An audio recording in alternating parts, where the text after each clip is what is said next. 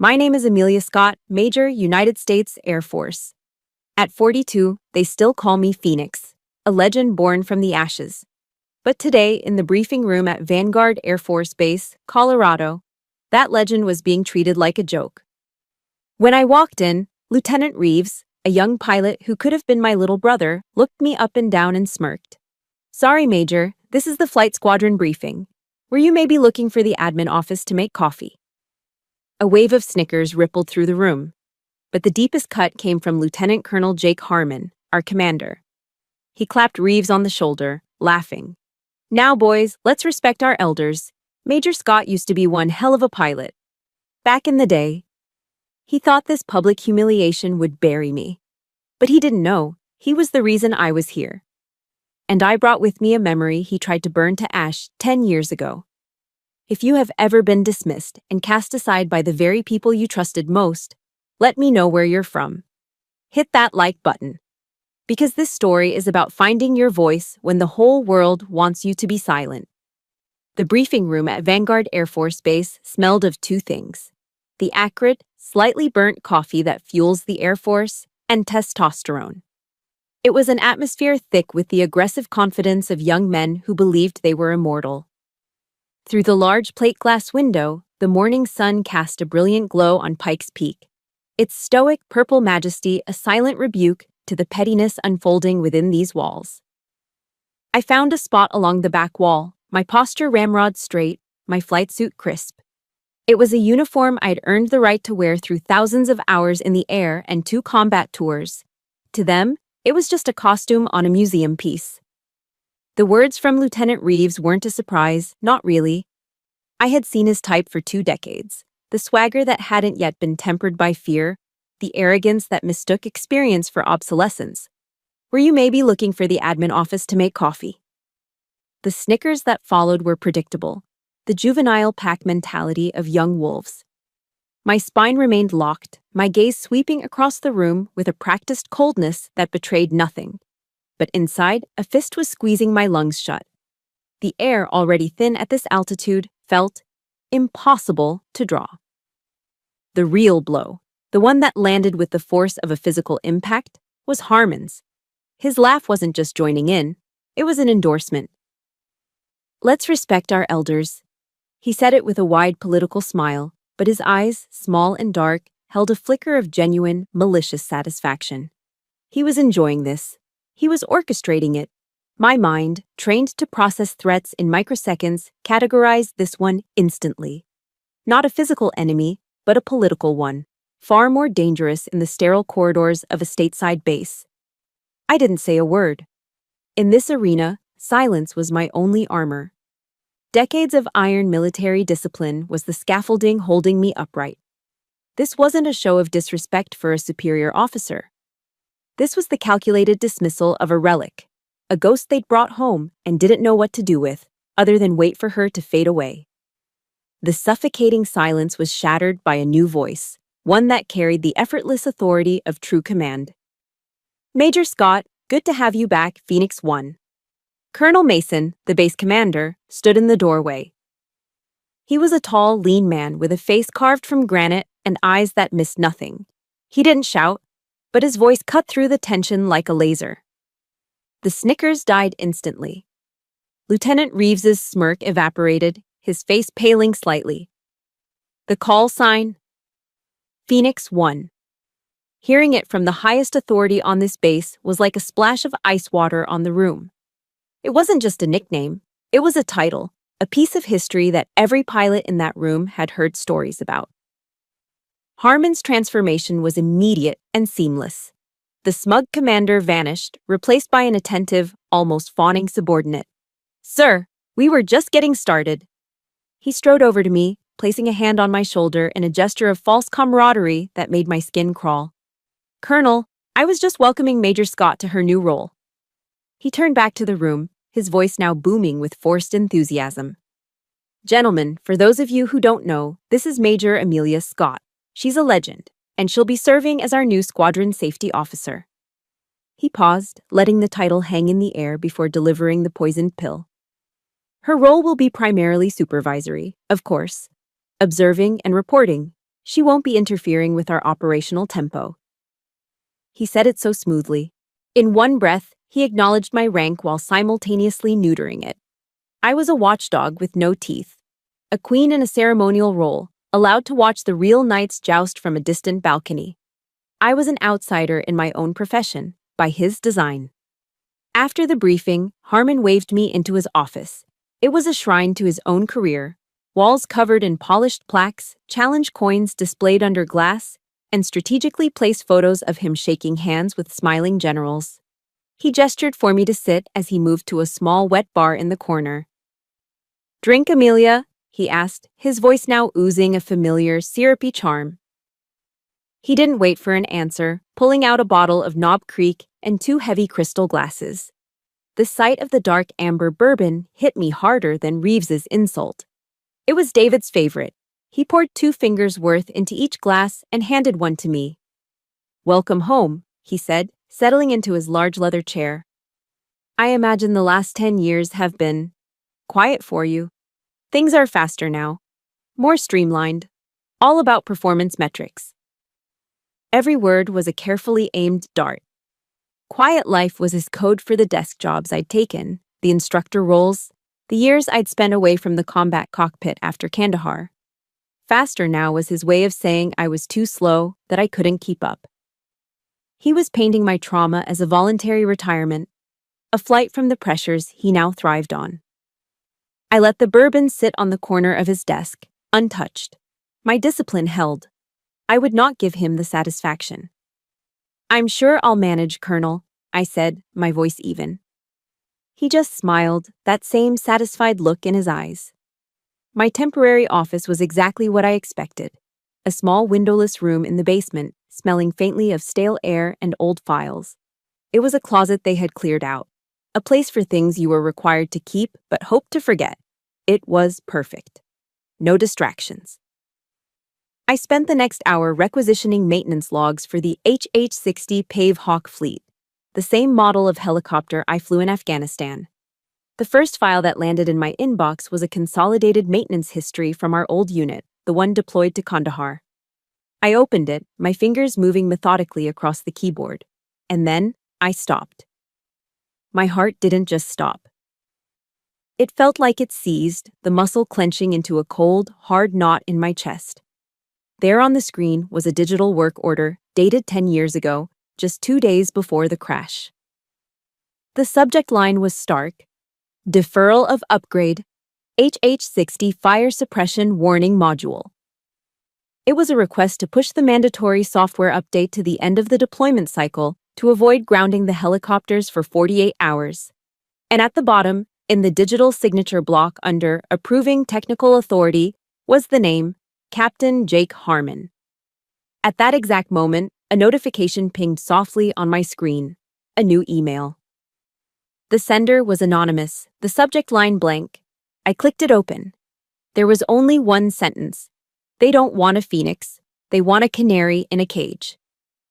That night, the ghost of Jake Harmon's signature followed me home.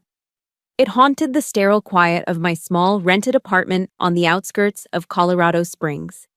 It was the key that unlocked a door I'd spent a decade trying to seal shut. Sleep didn't offer an escape, it offered a reenactment. I woke up gasping, my body drenched in a cold sweat that had nothing to do with the chill of the mountain air outside. The dream was always the same, a high-fidelity recording etched onto my soul. Kandahar, the shriek of twisting metal, the percussive, deafening boom that ripped the night apart. I could still feel the wave of heat, a physical blow that blasted through the cockpit, smelling of jet fuel, burning electronics, and something else. Something sickeningly metallic and final. I could feel the uselessness of the cyclic stick in my hand, a dead weight that no longer commanded the machine. The screams were there, a chaotic chorus of terror and pain. But in the dream, I could never hear David's voice calling my name. I only heard the sound of my own failure. For 10 years, that was where the nightmare ended, in the fire and the falling. But tonight, my subconscious added a new scene, a director's cut inspired by the day's events. As the burning wreckage of our HH-60 faded, a figure emerged from the shadows. It was Harmon. He wasn't running toward the flames to help. He was standing at a distance, watching the inferno with a face that was unnervingly calm, almost placid. His expression was a cold, flat line. My grief, a formless entity of guilt and loss for a decade, now had a face. And it was a face I had seen smiling at me over a glass of bourbon just hours before. My mind, seeking refuge from the horror, drifted back further to the moments before the ash. Back to the relentless, oppressive heat of the Afghan sun. The grit of sand was a constant companion, in our food, in our beds, between our teeth. Kandahar Airfield was a monochrome world of beige dust and beige buildings, a place where the only vibrant colors were the orange and pink streaks of the sunset. One evening, just a week or so before the crash, David and I found a quiet spot on the flat roof of a concrete maintenance building. We were sharing a Hershey's chocolate bar he'd gotten in a care package from his sister in Ohio. It had melted and reformed in its wrapper a dozen times, but it was the best thing I'd ever tasted. "You know what I'm gonna do when I get out of this dust bowl?" he said, his eyes fixed on the horizon. David Vance was a man of quiet strength, a pilot whose calmness under pressure was legendary. But when he talked about the future, a boyish excitement broke through. "Let me guess," I said, licking the melted chocolate from my fingers. "Buy a fishing boat and disappear into the Florida Keys?" He laughed, a warm, genuine sound. "Close. I'm going to open a flight school. Not for rich kids. For kids from tough neighborhoods, kids in the system. Show them there's a way up, a way out." He believed in the sky. He believed it could save people, just like it had saved him. The heavy thud of combat boots on the ladder broke the spell. It was Harmon, then a captain and our unit's senior technical officer. He climbed onto the roof, a self-satisfied smirk already in place. "Enjoying the view, kids?" he said, clapping David on the back a little too hard. He glanced at me, then looked back at David, his words seemingly a compliment, but the subtext was sharp as a razor. "You're lucky to have David as your co-pilot, Scott. He's the real strategic thinker in the cockpit." He'd always done that. With a casual phrase or a backhanded compliment, he would subtly reposition me as the sidekick, the one lucky to be there. In his world, David was the calm, strategic male pilot, and I was the female pilot. The unspoken asterisk. David, to his credit, never bought into it. He saw me as his equal, his partner. He just rolled his eyes at Harmon and handed me the last piece of chocolate.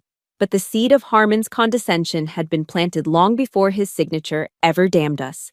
The memory shifted again, closer to the end. The image was so clear it felt like I could reach out and touch it. We were in the cramped maintenance hangar, the air thick with the smell of grease and oil. David was holding a thin sheaf of papers, his brow furrowed with a frustration that was rare for him. It was a technical report he'd written himself, full of jargon and data charts. But the conclusion was simple. He believed there was a latent flaw in the fire warning system's software. A glitch that could cause a catastrophic delay between an engine fire and the alert in the cockpit. "I already submitted this to Harmon," he told me, his voice tight with annoyance. "You know what he said?" I shook my head. "He said it was a minor software anomaly." David spat the words out like they were poison. "Told me we couldn't afford to let trivialities impact our mission tempo. He buried it. Just buried it." And then came the part that had gnawed at me every single day for 10 years. I remembered what I said next. I remembered the exhaustion, the desire for things to just be simple for once. I remembered trusting the chain of command more than I trusted my own partner. "He's the tech expert, David," I had said, trying to be reassuring. "If he's not worried, we shouldn't be. Don't sweat it. Don't sweat it." The regret was a physical thing, a cold weight in the pit of my stomach. I had dismissed his concern. I had sided with the system, with Harmon's smug confidence. I had failed him long before the engine did. Back in the cold darkness of my apartment, I sat up and swung my legs off the bed. I walked over to my duffel bag and pulled out a small, worn leather pouch. Inside was the only thing I had recovered from his personal effects. His dog tags. They were warped and blackened by the fire, the edges melted and smooth. I clenched them in my fist, the metal cool against my sweat-slicked palm. His last words to me echoed in my mind. It was right before that final flight, during our pre-flight checks. I'd been unusually tense, a knot of anxiety in my gut I couldn't explain. He must have seen it on my face. He leaned over and bumped his helmet against mine. "Fire's not the enemy, Amelia," he'd said, his voice calm and steady in my headset. "Fear is. Don't let it make your decisions for you." For 10 years, I had let it. I had let fear and guilt and a soul-crushing sense of survivor's shame make every decision for me. I had retreated into quiet, safe roles.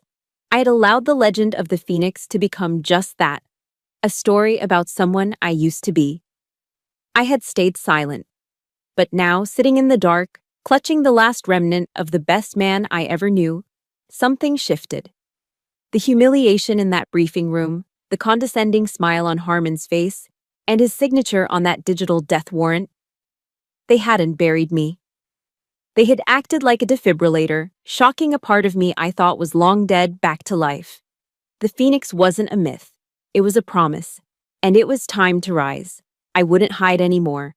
I would find justice for David, even if I had to burn Harmon's entire world to the ground to get it. The morning after my vow to David, I began my war. But this war wasn't fought with helicopters and missiles. It was fought with paperwork.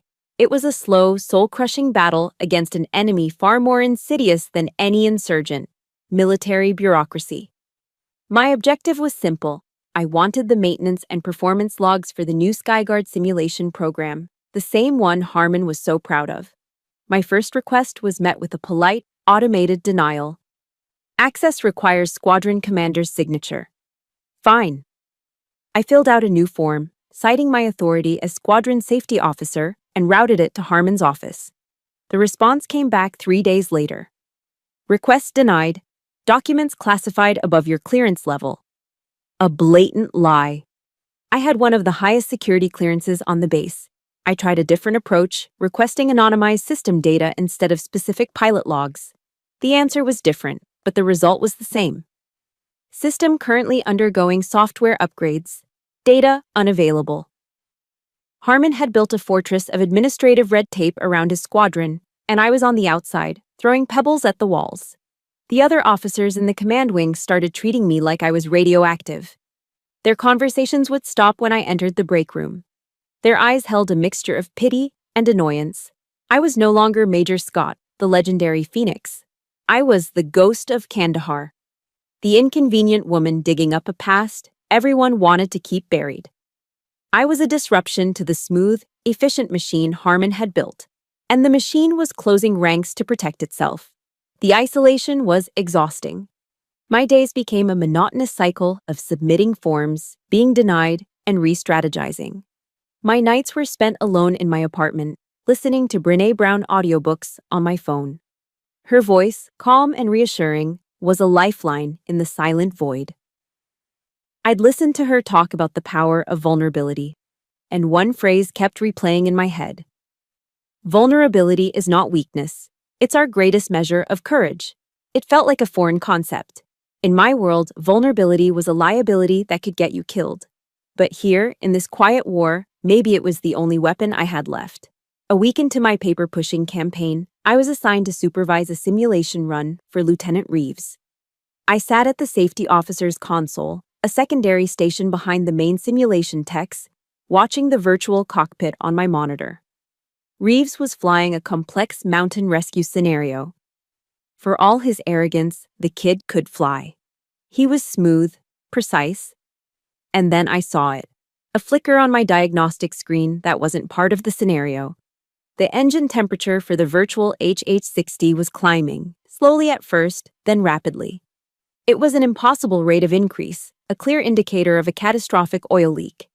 But on the main cockpit display in front of Reeves, the warning light remained dark. My blood ran cold. It was happening again. The same sequence, the same failure to warn. My hand shot out and slapped the emergency stop button. The simulation froze. The roar of the virtual rotors died, plunging the room into an abrupt, confusing silence. Reeves ripped his helmet off, his face flushed with anger. "What the hell, Major? I was in the middle of a critical maneuver. Before I could answer, Harmon was there, appearing as if from nowhere. He glanced at my screen, then at the main display, his face a mask of bored indifference. "Just a minor software bug, Lieutenant," he said, his voice calm and dismissive. "Reset the scenario and continue." "Sir," I said, standing up, my own voice tight but controlled. That wasn't a bug. The engine was overheating. The warning system failed to activate. Harmon turned to look at me, and his eyes were like chips of ice. He wasn't speaking to me as a fellow officer. He was speaking down to a hysterical patient. "Major, let's not let our personal history cast a shadow on the training of these young men." He leaned in, lowering his voice just enough so only I and the techs nearby could hear. "Don't let your ghosts fly the simulator." It was a public execution of my credibility. He had taken my deepest trauma and twisted it into a weapon, using it to paint me as unstable, unreliable. He dismissed my professional judgment as a symptom of PTSD in front of the very pilots I was supposed to protect. I saw the look in their eyes change from confusion to a kind of smug understanding. "Oh, that's what this is. The old pilot who cracked." I just stood there, my jaw clenched, the silence my only defense. That evening, I couldn't face the thought of my empty apartment. I drove to a small, all-American diner just off the highway, the kind with cracked red vinyl booths and a jukebox that probably still played Elvis. I ordered the meatloaf special. It came out dry and overcooked, sitting in a pool of greasy gravy, but I barely noticed. I was just pushing the food around my plate, the scene from the simulator replaying in my head. I felt utterly alone, completely defeated. "Major Scott?" The voice was so quiet I barely heard it. I looked up. It was Airman First Class Kara Goyan, one of the young simulation technicians. She couldn't have been more than 20, with wide, nervous eyes and hands that fidgeted with the hem of her uniform. "At ease, Airman," I said, my voice hoarse. She swallowed hard, glancing around the diner as if expecting Harmon to materialize from the kitchen. "Ma'am," she whispered, leaning closer. "What happened today?" "In the sim. It wasn't a software bug." I froze, my fork halfway to my mouth. "Someone overrode the warning thresholds," she said, the words tumbling out in a rush. "They're coded to trigger much later, to make the simulations run smoother, I guess." Before I could ask another question, she straightened up, her face pale with fear. "I have to go." She turned and practically fled from the diner, leaving me staring after her. My gaze fell to the table. She had left her paper napkin behind. I picked it up. It felt heavy. Tucked inside the folds was a tiny black flash drive, a silent act of rebellion. If you've ever been in a position where you saw something wrong and a younger colleague, someone with everything to lose, was the one who bravely stepped up, I want you to hit that like button for them. Let's show some support for the quiet courage that holds the world together. And in the comments, just type the word courage if you believe one small act can change everything. Back in my apartment, I plugged the USB into my personal laptop. It was a risk, but I had to know. The drive contained a handful of files, raw system logs, lines of code, and a time-stamped event journal from the simulation. It was all there, clear as day. A manual override of the safety parameters logged under an administrator's account just minutes before the simulation began. Kara had given me the smoking gun. She had put her entire career, her future, in my hands. I thought of Brené Brown's words again. Courage is showing up and letting ourselves be seen. Kara, a young airman with everything on the line, had shown up. She had let me see the truth. Now it was my turn. I had to be worthy of that trust. I had to be her shield. Trust is a fragile currency in the military, easily spent and hard to earn. Kara Goyan had handed me a fortune, and I knew I had to protect her investment. I sent her a coded, single-word text. Sunrise. And then a map pin. I chose a place that was public, yet offered privacy. The Perkins Central Garden Trail at Garden of the Gods. No one would think twice about two servicewomen out for an early morning hike. The dawn was spectacular. The first rays of sun ignited the colossal red sandstone formations, setting them ablaze against a crisp, cobalt blue sky. The air was thin and cold, smelling of pine and damp earth. I saw Kara waiting for me near the base of a towering rock spire. She was shivering, though I couldn't tell if it was from the cold or from fear. "You did a brave thing, airman," I said, my voice low. She hugged her arms to her chest, her breath coming out in white puffs. "I almost didn't," she confessed, her voice trembling slightly.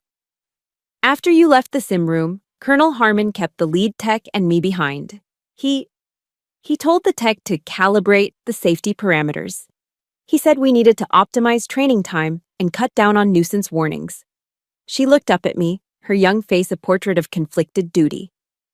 "It's wrong, ma'am. I joined the Air Force because my dad was a crew chief. He always said the machines have to be perfect because the lives inside are priceless. What Colonel Harmon is doing, it feels like a betrayal of that." I saw in her a younger version of myself, idealistic, fiercely committed to doing the right thing, and terrified of the consequences. I thought of Brené Brown's idea of daring greatly, of stepping into the arena and allowing yourself to be seen. This young airman had just stepped into a very dangerous arena. It was my duty to make sure she wasn't alone. I put a hand on her shoulder, my grip firm and reassuring. "You're not betraying anything, Kara. You're honoring it. You have my word. I will protect you. We're going to get through this together." It wasn't just a promise from a major to an airman. It felt like a promise from an older sister, a commitment I hadn't realized I was capable of making. Later that week, I was on the observation deck overlooking the flight line, monitoring a live fire training exercise. Lieutenant Reeves was in the lead helicopter. He was pushing the envelope, executing a series of aggressive, high-speed maneuvers through a canyon course. Too aggressive. I saw him misjudge a turn, his rotor wash kicking up a blinding cloud of dust as his tail swung dangerously close to the canyon wall. The radio crackled with the panicked voice of his co-pilot. "Watch your six, Reeves. You're too close." But Reeves was fighting the controls, overcorrecting. Instinct took over. I keyed my mic. My voice was calm, cutting through the static. "Reeves, Phoenix 1, stop fighting the skid. Ease off the collective, nose down 5 degrees. Let the aircraft stabilize itself." There was a moment of silence on the radio. He could have ignored me. He could have told the old relic on the ground to stay out of it. He didn't. I watched on the monitor as he followed the instructions precisely. The helicopter settled, the wobble disappeared, and he smoothly exited the canyon. When his team landed, Reeves climbed out of the cockpit, his face pale under his helmet. He walked past the ground crew, his path taking him right by me. He didn't say a word. He didn't even make eye contact. But as he passed, he gave a short, almost imperceptible nod. It wasn't an apology, and it wasn't gratitude. It was something else. A flicker of respect. A crack in the wall of his prejudice. It was a start. That night, I was standing in my kitchen, about to grill a piece of chicken for a lonely dinner of one. My meal prep was Spartan and efficient. A 6-ounce chicken breast and a cup of steamed broccoli. The doorbell rang, a sound so unexpected it made me jump. I opened the door to find Kara Goyan standing there, shifting nervously from foot to foot. In her hands, she held a large, greasy, gloriously fragrant box from Pizza Hut. A 2-liter bottle of Coke was tucked under her other arm. She stammered, holding the box out like an offering. "I just thought, maybe you shouldn't have to eat dinner by yourself, Major." My throat tightened. For a moment, I couldn't speak. A simple act of kindness, of human connection, felt so overwhelming it nearly brought me to my knees. "Come in, Kara," I finally managed to say. We didn't bother with plates. We sat on the floor of my sparsely furnished living room, cross-legged, leaning against the couch. We ate pepperoni pizza straight from the box and drank Coke from red plastic cups. She told me about her family back in Michigan, about how she'd joined the Air Force to pay for college and make her dad proud. And for the first time in 10 years, I found myself talking about David. Not about the crash, but about him. About his terrible jokes, his obsession with the Chicago Cubs, and his dream of opening a flight school. We were an unlikely pair, a 42-year-old major with more ghosts than furniture, and a 20-year-old airman with a dangerous secret. But in that small apartment, surrounded by the smell of cheap pizza, we had formed a temporary family, a tiny alliance held together by courage and mutual respect. It was a warmth I hadn't felt in a very long time. The warmth didn't last. The next morning, I walked out to the parking lot and found my Ford F-150 tilted at a strange angle. I got closer, and my stomach dropped. All four tires had been slashed, the rubber sliced open with deep, vicious gashes. There was no note. There were no witnesses. But the message was as clear as a direct order. Harmon knew. He knew I was digging, and he was done with subtle warnings and office politics. This was an escalation. This was a threat. I stood there in the cold morning air, looking at the violation of my property, my personal space, but I didn't feel fear. I felt a strange, cold clarity. The fire he was trying to extinguish inside me, the one Kara's courage had helped reignite, was now burning hotter than ever. He thought this would scare me off. He had no idea what he had just unleashed. The summons came the next morning, not as a polite email or a phone call, but as a young, stone-faced airman appearing at my basement office door. "Major Scott, Lieutenant Colonel Harmon wants to see you in his office. Immediately." There was no room for discussion. This wasn't a request, it was a command. Walking into Harmon's office felt like stepping into a courtroom where the verdict had already been decided. He was seated behind a massive oak desk that looked like it had been carved from a fallen giant. The desk, and the entire room, was his fortress. The walls were a calculated display of power, framed degrees, medals gleaming in shadow boxes, and a dozen photos of him smiling alongside powerful men with stars on their collars. He was the king on his throne, and I was the subject being called to account. He gestured to the chair opposite him, a warm, disarming smile on his face. This was the first stage of his attack, the classic psychological tactic of a predator. Lull the prey into a false sense of security. "Amelia, have a seat," he said, his voice smooth as silk. "How are you settling in?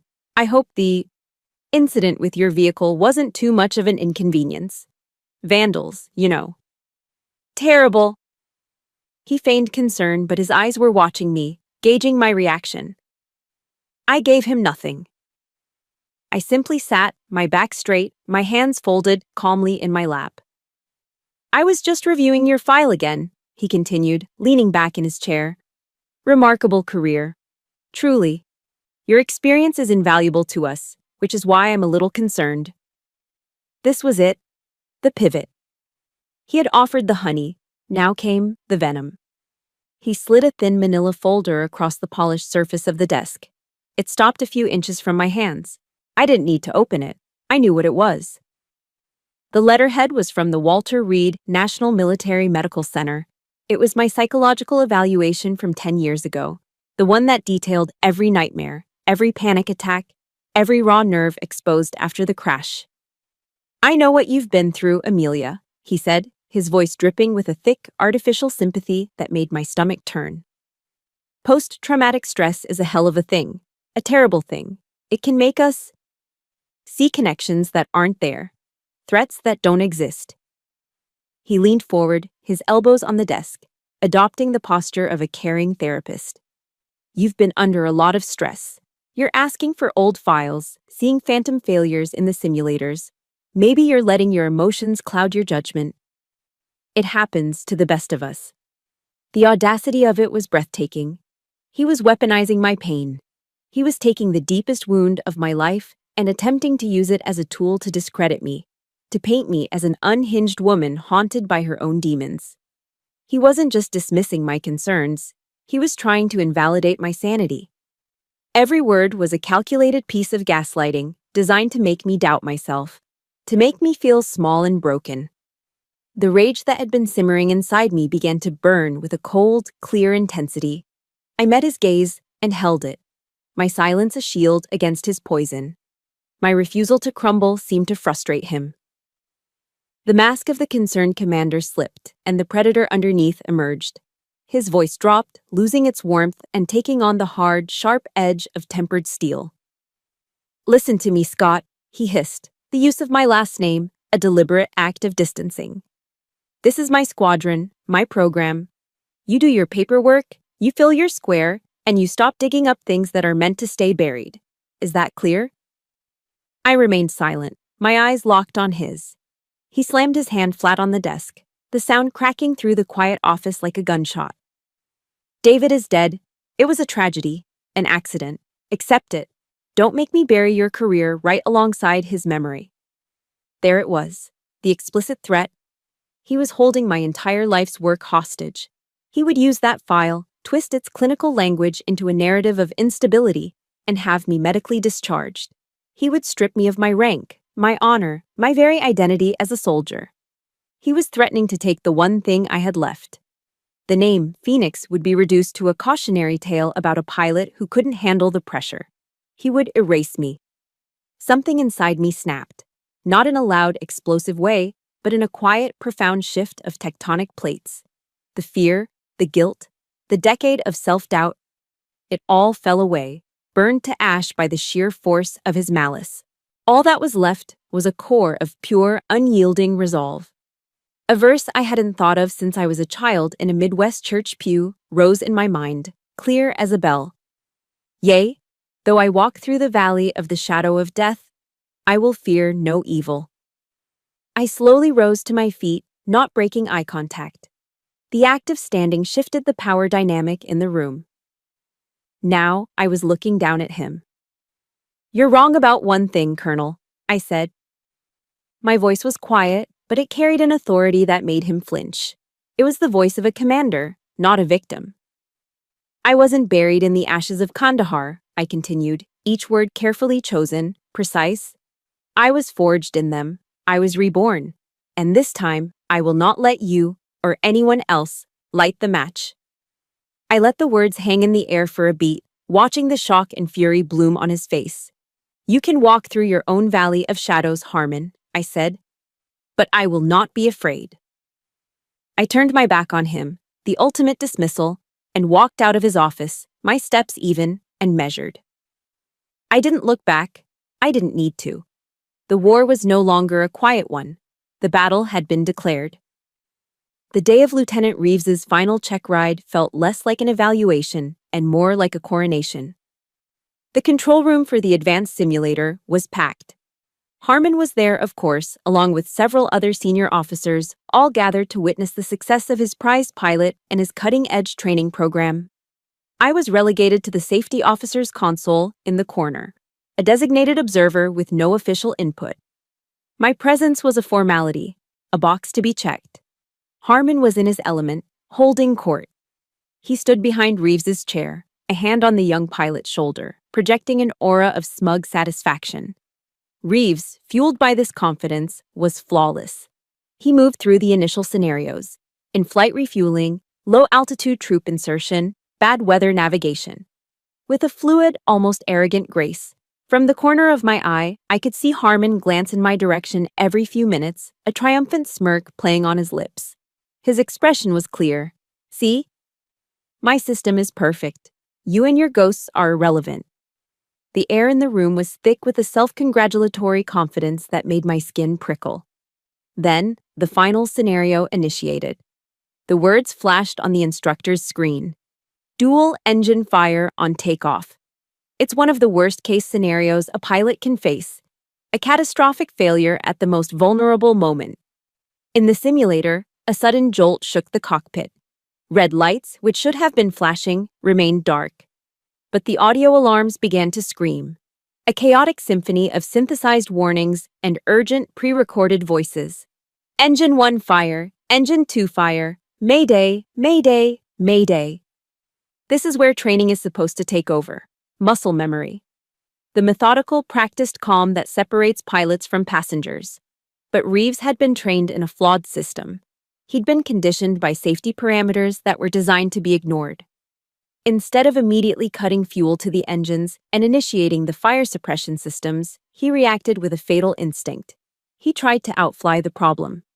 He pulled back on the cyclic, trying to gain altitude to power through the failure. It was the single worst thing he could have done. The virtual HH-60 now a powerless glider with two flaming engines, lost all lift. On the main screen, the horizon began to spin violently. The helicopter entered an unrecoverable death spiral. The altitude reading on the display was plummeting. 1,000 feet, 700, 500. In the control room, the smug confidence evaporated, replaced by a stunned, horrified silence. Reeves and his co-pilot were frozen, their faces ashen, their hands locked on the controls as they stared at their impending doom. And Harmon. Harmon was useless. He just stood there, his mouth slightly agape, his eyes wide with disbelief. The architect of the system was paralyzed, unable to utter a single command as his creation spiraled into the ground. There was no time to think, only to act. The ghosts inside me didn't just fly the simulator, they took command. I have control. The words ripped from my throat, a command forged in the crucible of real fire and real fear. It wasn't a request, it was an announcement. In 2 long strides, I was at the main instructor's console. I didn't push the technician aside, I moved him with the force of my presence. My hands flew across the panel, a blur of motion. It was pure instinct, a decade of suppressed experience roaring back to life. Engine 1 fuel cutoff, engaged. Engine 2 fuel cutoff, engaged. Fire suppression system, discharged. Main rotor disengage, auto rotation entry. The movements were precise, economical, drilled into me by hundreds of hours of real-world emergencies. I fought the virtual aircraft, wrestled it back from the brink, stabilizing the spin and guiding the dying machine into a controlled crash landing. The screen showed a hard impact, a shower of digital sparks, and then it all went black. The alarms cut out. The room was plunged into a ringing, absolute silence. For a long moment, nobody moved. Nobody breathed. Then I straightened up and turned around. I looked first at Reeves. He was trembling, his flight suit soaked in sweat, his eyes wide with the raw terror of a man who had just watched himself die. Then I looked at Harmon. His face was a mask of disbelief and fury. "You just killed your entire crew in a simulation, Lieutenant," I said. My voice was devoid of emotion, as flat and final as a coroner's report. In the real world, you don't get a second chance. Harmon finally found his voice, his rage boiling over in an attempt to reclaim his lost authority. "Major, you have overstepped your authority," he snarled, taking a step toward me. I didn't flinch. I didn't raise my voice. I looked him dead in the eye, and the full weight of my experience, my loss, and my righteous anger was in that gaze. "Your authority doesn't mean a damn thing when the laws of physics are in play, Colonel," I said, my voice dangerously quiet. "Your careless training and your doctored parameters almost got them killed. Here. Today." I think we've all had a moment where we had to step up and take control because the person in charge was failing. It's a terrifying and empowering feeling. If you know that feeling, if you've ever had to be the one to fix a mess that wasn't yours, hit that like button. Let's acknowledge that quiet strength. And in the comments, I just want you to write one word: Phoenix. Because sometimes you have to rise up and take command. I let my eyes sweep across the faces of the other senior officers who were now staring at Harmon, then back at me, a new understanding dawning in their expressions. The silence in the room was my closing argument. I was no longer the observer, I was the judge. In combat, you learn about something called the OODA loop. Observe, orient, decide, act. It's a process for making critical decisions under fire. For the last 10 years, I had been stuck, endlessly observing my own grief. But after the simulator incident, the loop was finally re-engaged. I was no longer just reacting. I was planning. Observe. Harmon made his first critical mistake less than an hour after the failed check ride. An official memo was circulated stating that the simulator room was being sealed for unscheduled diagnostics. He then formally declared that the system logs from the test had been corrupted by a random data glitch. It was a clumsy, arrogant attempt at a cover-up. He assumed his authority was enough to make the problem disappear. Orient. That evening, Kara met me in a darkened corner of the base library. She didn't say a word, just slid a slim, black external hard drive across the table. I had a feeling he'd try to wipe it, she whispered, her eyes darting around the empty room. I enabled the remote backup protocol the second you hit the emergency stop. It's all there, ma'am. The entire session, every keystroke, including the admin command to delete the primary log file, time-stamped 5 minutes after the room was cleared. Harmon's cover-up had just become my Exhibit A. The next day, I got a text from an unknown number. Fallen Firefighter Memorial, noon, Reeves. The memorial in Colorado Springs is a solemn, quiet place. Bronze statues of firefighters stand frozen in acts of heroism, a permanent tribute to those who run toward the flames. The air is heavy with respect and remembrance. It was the perfect place for a confession. I found Reeves standing before a granite wall etched with the names of the fallen. He looked like he hadn't slept. The swagger was gone, replaced by a deep, weary shame. He didn't look at me when he spoke. I was wrong, Major, he said, his voice quiet and rough. Everything I thought, everything they said about you. I was a damn fool. He finally turned to face me, and his eyes were filled with a humility that only a near-death experience can teach. You saved my life yesterday. I saw my own name on a wall just like this one. He took a deep breath. Harmon called me into his office last night. He had a prepared statement for me to sign. It said the crash was caused by a sudden and unpredictable system malfunction. He wanted me to be his star witness, to lie for him. What did you do? I asked. I told him I wouldn't, Reeves said, a flicker of his old defiance returning. I told him I would only report what actually happened, that his training was flawed, and your intervention was the only reason I'm still standing here. He had just signed up for the fight. He was no longer just a pilot, he was now my star witness. Decide. That night, armed with Kara's hard drive and Reeves's testimony, my course of action was clear. Harmon's current negligence was proven. But to dismantle his career, I needed to connect it to the past. I had to prove this wasn't a recent mistake, but a pattern of behavior. I needed to find David's ghost in the machine. Kara and I turned my small apartment into a digital forensics lab. Fueled by coffee and the pizza she'd brought over, we spent the entire night digging through the massive, labyrinthine archives of the Air Force Maintenance Database. Using my old security credentials, which thankfully were still active, we began the search. It was like looking for a single grain of sand on a vast beach. We searched for Harmon's name, for our old unit number, for any maintenance reports on HH-60s in the Kandahar sector during our deployment. For hours, we found nothing but dead ends and redacted files. Then, around 3 a.m., I had an idea. I stopped searching for the problem and started searching for the solution. I typed in a new set of keywords: Vance, D, and fire suppression analysis. The system churned for a moment, and then a single file appeared on the screen. It was an old technical report, buried under layers of administrative archiving. My heart hammered against my ribs. The title read, Vulnerability Analysis of the HH-60 Fire Warning Module. The author, Captain David Vance. And at the bottom of the first page, 2 stark, brutal words in a digital stamp. Status, denied. Denying. Officer, Captain Jake Harmon. We had found it. The smoking gun. David's voice, preserved in the cold, precise language of a technical report, reaching out across a decade of silence. It was the irrefutable proof that Harmon knew. He had known there was a risk, and he had buried it to protect his mission tempo. He had traded David's life for a clean progress report. Act. The next afternoon, I saw Harmon walking across the main parade ground, chatting amiably with another officer. The time for hiding was over. The time for fear was over. I changed my path to intercept him. He saw me coming, and his easy smile tightened. He dismissed the other officer and stood waiting for me, his arms crossed, a look of defiant arrogance on his face. This wasn't his office. He had no desk to hide behind. Here, we were just 2 officers on a patch of open ground. I stopped a few feet from him. I didn't raise my voice. I didn't show him the hard drive or the printout of the report.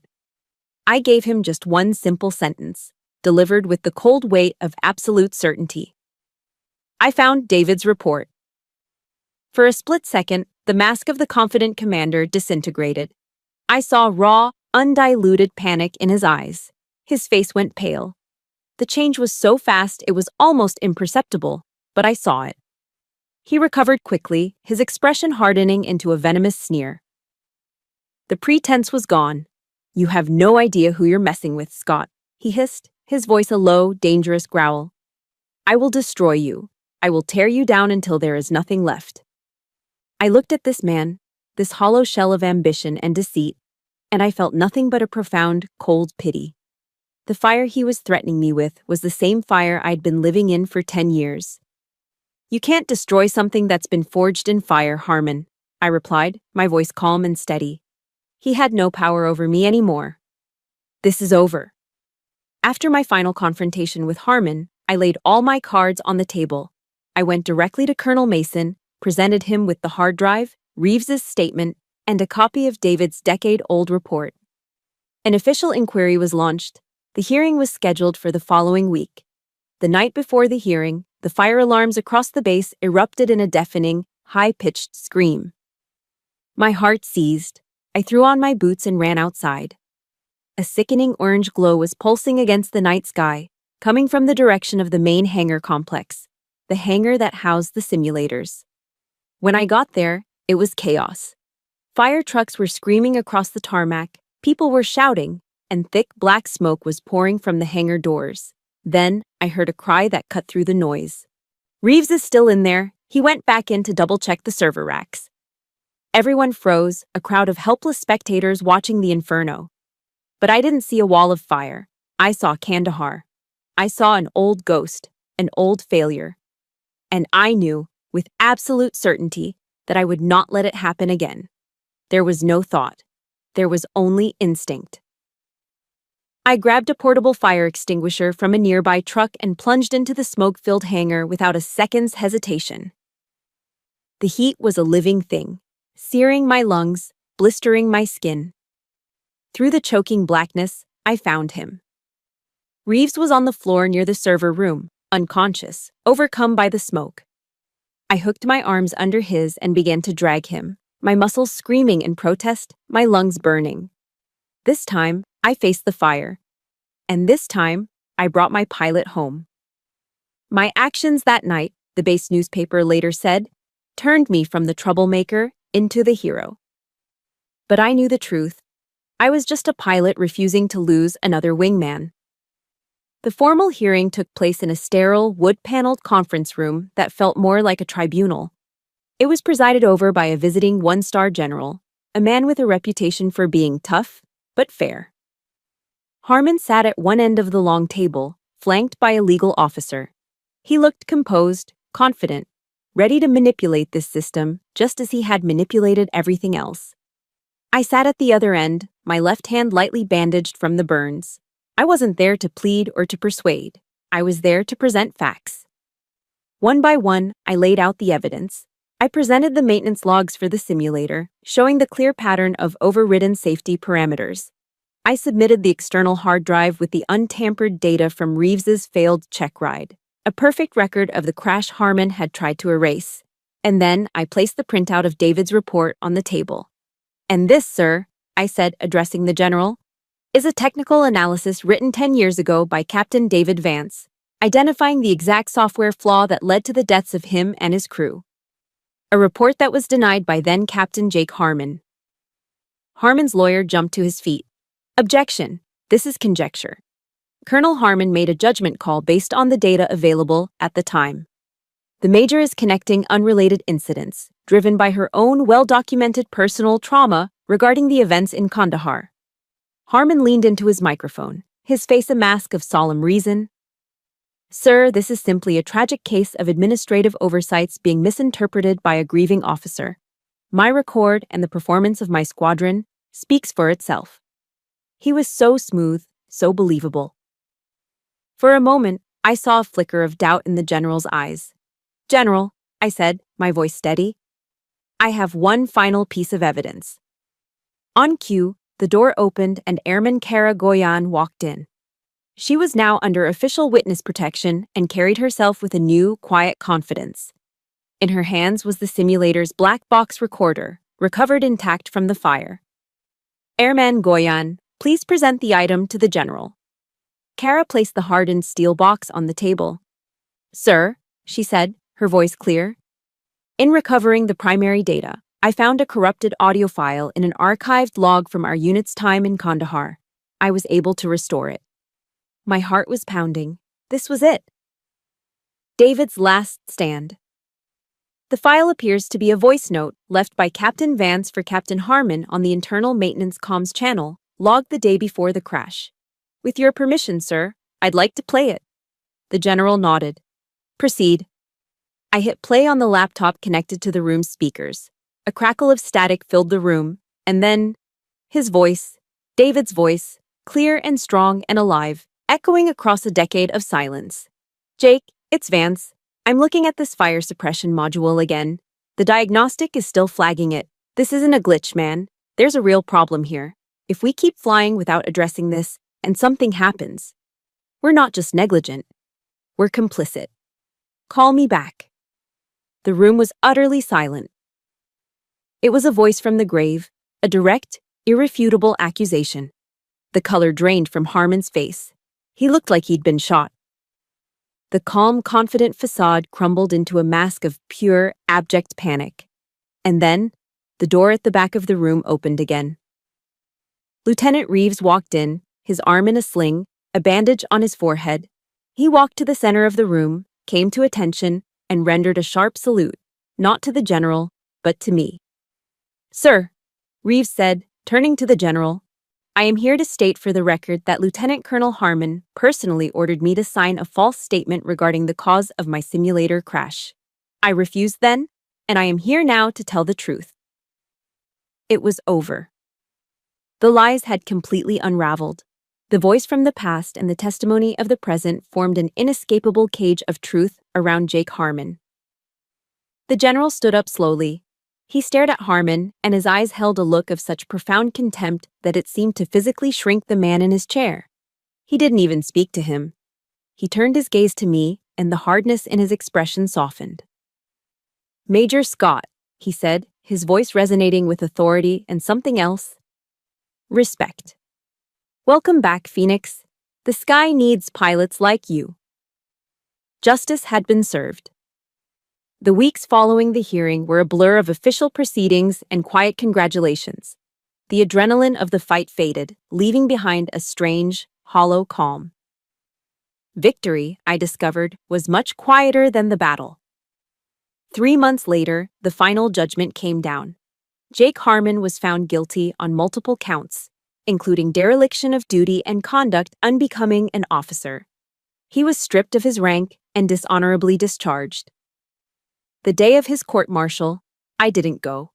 I had no desire to witness his downfall. My victory wasn't seeing him broken, it was seeing the truth acknowledged. His fate was just a footnote. The good guys won, too. Kara was promoted to senior airman ahead of schedule and awarded the Air Force Commendation Medal for her integrity and courage. She was transferred to a top-tier cyber warfare unit, her talents finally recognized. Reeves, after recovering from his minor injuries, returned to flight duty a different man. The arrogance was gone, replaced by a quiet humility and a fierce dedication to his craft.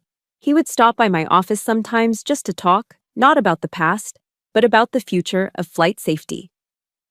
A fragile, respectful friendship began to grow. Then came the offer from Washington. The top brass, eager to turn a public relations disaster into a story of heroism, offered me a prestigious position at the Pentagon. It was a fast track to a full colonelcy, a corner office, a comfortable and powerful end to a turbulent career. It was the dream of so many officers. I thought about it for a week. I pictured the polished hallways, the endless meetings, the political games played far from the smell of jet fuel and the roar of engines. I had seen the system from the inside, seen how men like Harmon could thrive in the shadows of bureaucracy. I knew that real change didn't happen in those sanitized, powerful offices. It happened on the flight line. It happened in the briefing rooms. It happened in the hearts of young pilots. I respectfully declined the Pentagon's offer. Instead, I made a counter-proposal, a bold one. I asked for command of the training squadron at Vanguard. I asked for the authority to tear down Harmon's flawed program and rebuild it from the ground up. based on the principles of integrity, transparency, and the hard-won lessons of the past. To my surprise, they agreed. One cool evening, as the sun began to set behind the Rockies, I drove to the cemetery at the Air Force Academy. David's grave was on a gentle slope, marked by a simple, elegant white headstone. I had avoided this place for a decade. It felt too final, too quiet. But now it just felt peaceful. I sat on the grass beside the cold stone, the silence broken only by the whisper of the wind through the ponderosa pines. I didn't cry. The time for tears was long past. I just sat there and talked to him, my voice a low murmur. I told him about Harmon, about the simulator, about Kara and Reeves. I told him how his voice, his words from a decade ago, had been the key that unlocked everything. "I did it, David," I whispered, my fingers tracing the letters of his name carved into the marble. I finally stopped letting fear make my decisions for me. From the leather pouch I always carried, I took out his burnt dog tags. For 10 years, they had been a physical weight in my pocket, a constant heavy reminder of my failure. I gently placed them on top of his headstone, a final offering. But as I pulled my hand back, my fingers hesitated. I picked them up again. The metal felt different in my palm. It wasn't a burden anymore. It was a part of me. A reminder not of loss, but of the truth we fought for. I slipped them back into my pocket. That night, back in my apartment, I did something I hadn't done since I was a young cadet writing home to my parents. I sat down and wrote a letter. It wasn't on a computer. I used a simple pen and a sheet of plain white paper. The letter had no recipient, no address. It would never be mailed. The salutation was simple. To the woman I was. I wrote to the 32-year-old Amelia Scott, the one who was so full of confidence and so blind to the quiet corruption around her. The one who had trusted the system, who had told her best friend not to worry. I wrote to the woman who had spent 10 years carrying a cross of guilt that wasn't entirely hers to bear. I told her that she wasn't stupid for trusting someone. I told her that she wasn't weak for believing in the chain of command. I told her she had been exhausted and scared and had done the best she could with what she knew at the time. I wrote about the crash, not as a failure, but as a crucible. A fire that had burned away her naivety and left something stronger in its place. And then, I wrote the two most difficult words of my life. I forgive you. By forgiving that younger version of myself, I felt a profound shift, a release I hadn't known was possible. It was as if I'd been holding my breath for 10 years and could finally exhale. I wasn't just freeing myself. I was finally letting David's spirit rest, separating the memory of the man I loved from the tragedy that took him. I folded the letter, placed it in a small wooden box with the old letters he had sent me, and closed the lid. The prison of the past had finally lost its hold. The work of rebuilding is slow, quiet, and deliberate. It doesn't have the adrenaline of a battle or the drama of a hearing.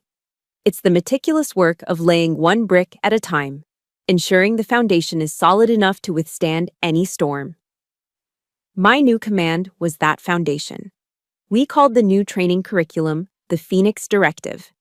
It was more than just a syllabus. It was a philosophy. We still taught the advanced flight mechanics, the emergency procedures, the hard skills that keep you alive at 500 feet.